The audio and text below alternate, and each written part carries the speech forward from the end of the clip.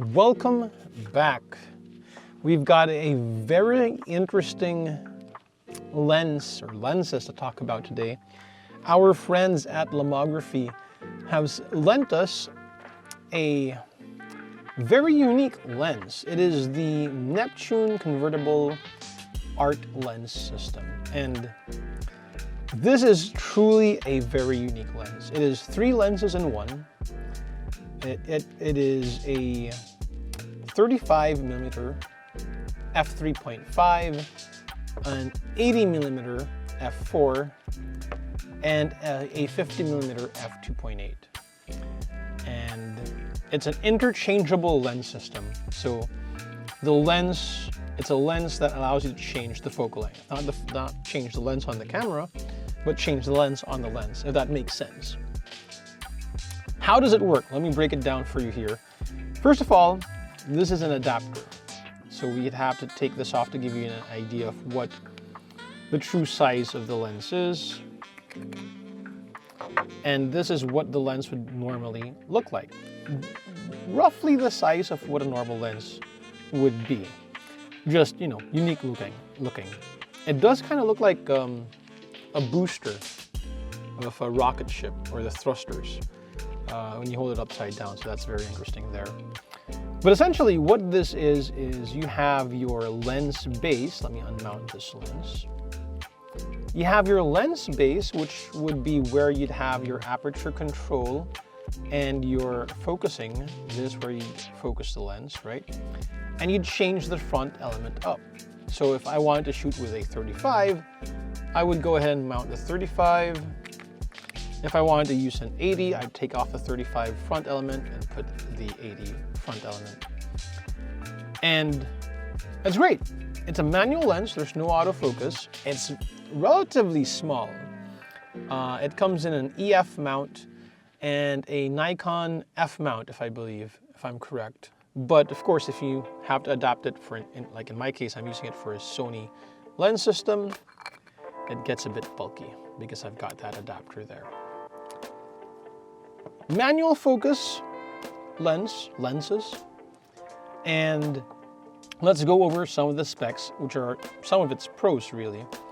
So as I mentioned, you get 3 lenses, a 50mm f2.8, a 35 f3.5, and an 80mm f4. But for the 35 and the 80, they have an extended aperture range. So the 35 can actually go from its ideal 3.5, it can extend all the way to 2.8. And for the 80 at f4, it can extend all the way to 3.5. How does that work? Well, the lens system for the 50 can go all the way to 2.8, but the ideal sharpness and color for the 35 and the 80 is different. It's 3.5 for the 30 and f4 for the 80. But you can push it beyond that, given that they use the same focusing and aperture system. You can go beyond that for the 35 to f2.8, but as they say, it introduces a bit of quirk to the image where the colors look different. You might get different kind of flaring. I personally have not observed that, but again, I've only been testing it out for a week. I haven't taken it out to do a shoot with a model or a subject. So I'll let you know later on if I find anything like that. Another thing that's great about this lens is the image quality. The image quality on these 3 lenses are amazing.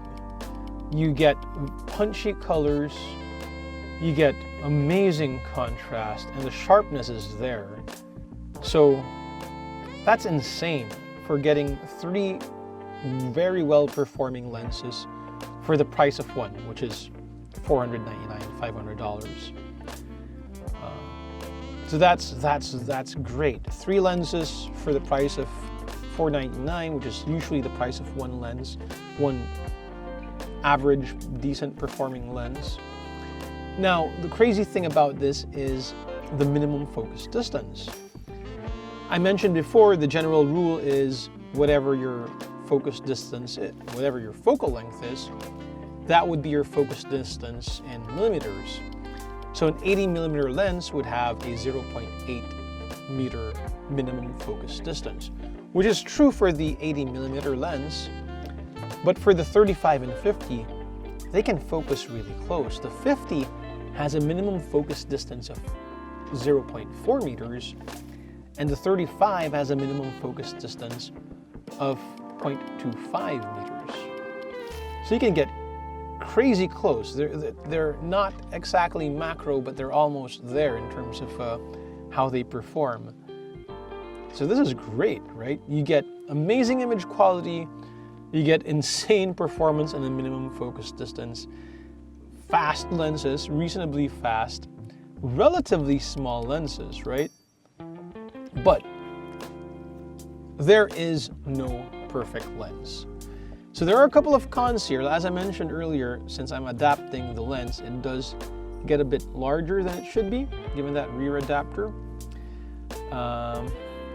Given how the focusing system works, or how the lens works, you're switching between 3 focal lengths, there's no marking for zone focus. So it would be great to have that, but it's not a hindrance. The focus ring has a bit of a good pull. I believe that's something like a 270-degree pull.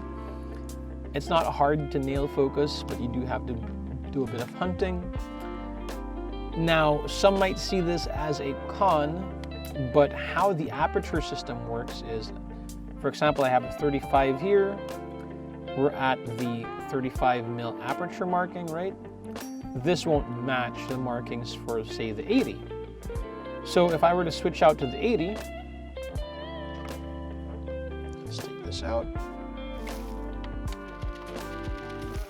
Go down there. Okay. And we mount the 80 mil here. So the aperture markings won't make sense for us for the 80 because we know that the 80 goes to f4 and can be extended to 3.5, but this is not 3.5 in the markings, right? So what you'd have to do is turn the focus ring all the way, and once it locks into place, you turn the aperture ring to the minimum aperture, and once that locks into place, all you want to do is get a good hold of the focus ring and give it a bit of a pull upwards, so you're pulling this way. And when you pull, you give it a bit of a twist. And now the ring can freely spin. And when it locks in, you'll hear a click. Light click. But we're still on the wrong focal length. This is for 50, so we have to do that again. Just give it a bit of a pull, twist, and now we're at 80. So now the aperture markings will correspond to the proper focal length, which is 80. Might be a con. A lot of people will see this as a con because it's a bit of a hassle to change lenses and then adjust the aperture markings, right? But I think it's a quirk of using this lens. I think it's very interesting. I don't really see it as a con. So there you go, though. That's really it. I think for the price that you're getting, $499 US for the price of 3, dare I say, amazingly performing lenses. I think that this is a very interesting deal. I'm actually very tempted to get my own copy of this lens. Manual focus, no zone focus, but I've been using a lot of manual lenses lately. Oh, and the filter thread size is 52 millimeters, so that's great. You got a screw mount lens cover. Not hard to mount filters or adapters. They work. 52 millimeter thread size. Amazing stuff. So, another thing is they come with these lens plates, just like the other Lomography lenses, which allow you to change the bokeh. You get 6 plates. The plates are plastic, they're not metal, and they don't have the markings for the aperture that you'll be at.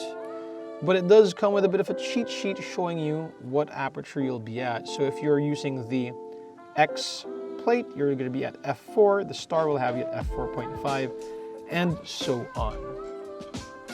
How you change that is when you change your lens, when you unmount your lens, you're going to want to close your aperture down and drop the plate in. I don't want to do that. I've tried it out, it works, but again, if you've heard my review on the Petzval, I love the fact that the water house stops just allow you to change the plates there. I might use this given that you're not really removing the lens from the camera and the plate's not going to be where the shutter is. It's still a ways of away, right? But yeah. So I'm going to go ahead and take this lens for a shoot. Just close this up. Whoops. I'm going to go take this lens for a shoot, and I'll get back to you with some final thoughts. I'll take you along with me for the shoot, and I'll probably share my final thoughts on this lens. But right now, off the bat, given what I've used the lens for, it is an amazing performing lens. It is definitely worth the bang for the buck. 3 lenses for the price of 1. Amazing performing lenses. So I'll see you on the shoot. Cheers.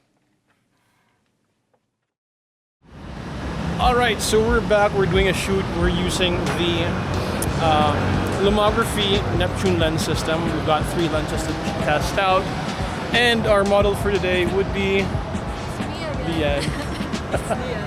All right, so let's get started. Actually, if that's cool with you, one of the things that this lenses can do is get really close, and then you've got good like the eye makeup and everything is cool. So I'm gonna get like really close, like if you can look out there, like face that direction, yeah, there. And I'm gonna try to get really close. Yeah, sorry. Alright. 1, 2, 3. That's uncomfortably close, I'm sorry.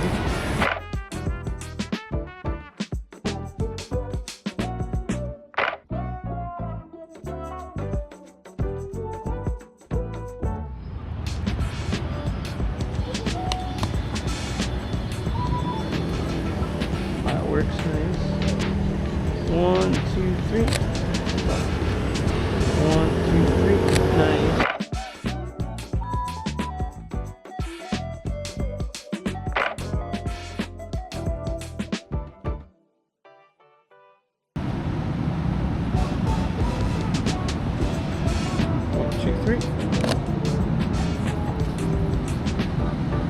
Okay, well that's nice. Hold on. Hold that. 1, 2, 3.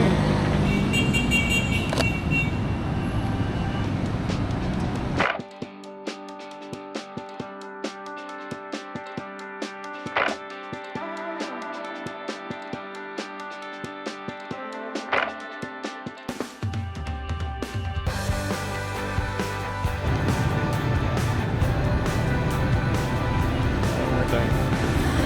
1, 2, 3.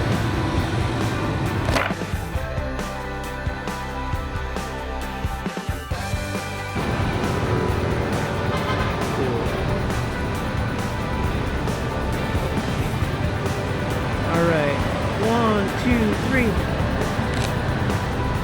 1, 2, 3. Nice, hold on. Okay. Let me just kick that up a bit. Can we move back? Oh no, can you move back? Sorry. Cool. I want to get a full body shot of you, or half body at least. Nice. 1, 2, 3. Give me a second. I'm gonna move further back. Like further back.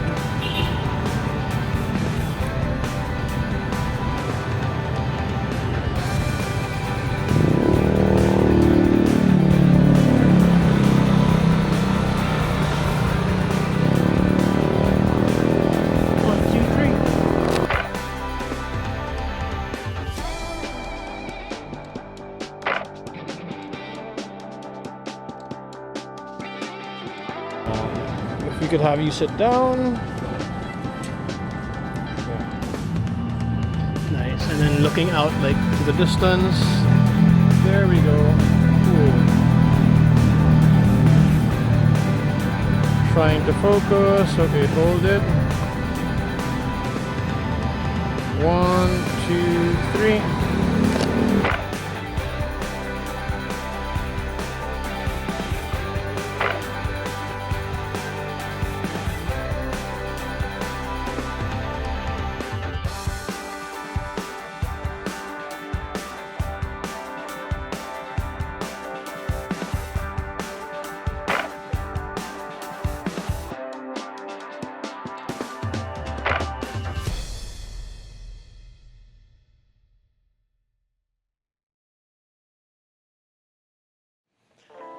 All right, so welcome back. These are my final thoughts on the Neptune lens system. So on my initial review upon getting the lens, I did share a couple of things. Just to round it off, pros, image quality is amazing. Amazing performance on the minimum focus distance. 35mm has a 0.25 meter minimum focusing distance. The 50mm has a 0.4 meter minimum focusing distance. So that's amazing, right? And that's not including the fact that this thing comes with a macro adapter. So you get to mount the lens backwards and, you know, get macro performance out of this lens. This is amazing, right? Now, you get a decent aperture range, f2.8 for the 50mm, 3.5 for the 35, but you can go to f2.8, f4 for the 80mm, but you can go to f3.5, right? So they're not the fastest lenses, but these are pretty good. They are relatively small. If you're adapting it to a mirrorless system, it's a bit larger, but these lenses are relatively small for 3 lenses in one, basically, right? Now, cons, if you are adapting it, it does get a bit bulky. There is no zone focus for these lenses, and the aperture markings, how you have to adjust that might come out as a con. But overall, I think this is just an amazing lens. So, who is this lens for? If you're someone looking for a set of lenses, let's say you are a beginner and you don't mind using manual focus, or you have a grasp of manual focus, this is a great lens. If you do not need lenses that open wide open to f1.8, f1.4, these are lenses you'd want to get. If you do portraits, you do street photography, and everything in between, these lenses are great. Now, if you're doing something like event photography where you do need the autofocus, if you're covering corporate events and such, weddings and such, I don't think this would be the lens for you, because you do need fast autofocus for those sort of things. You don't want to miss focus. And if you do have a grasp of manual focus using zone focusing, you don't have those zone focusing numbers, right? So events, I don't think this is for you. Anything else, portraiture, street photography, architecture, etc., I think these are amazing performing lenses, especially for the price that you pay. It's roughly $500 for 3 amazing lenses. I cannot stress how amazing the colors come out, the contrast comes out, how sharp they are, and just how the lens performs. They're a bit quirky in terms of how they look, but it is an amazing lens system. So yeah, if you want to check out more of the photos I did from that shoot, I'll link my Instagram down below. I'll also link Lianne's Instagram down below. And if you want to get a hold of this lens, you can head over to Lomography's website. I'll link that down below. If you can't find it locally, you can order it from them.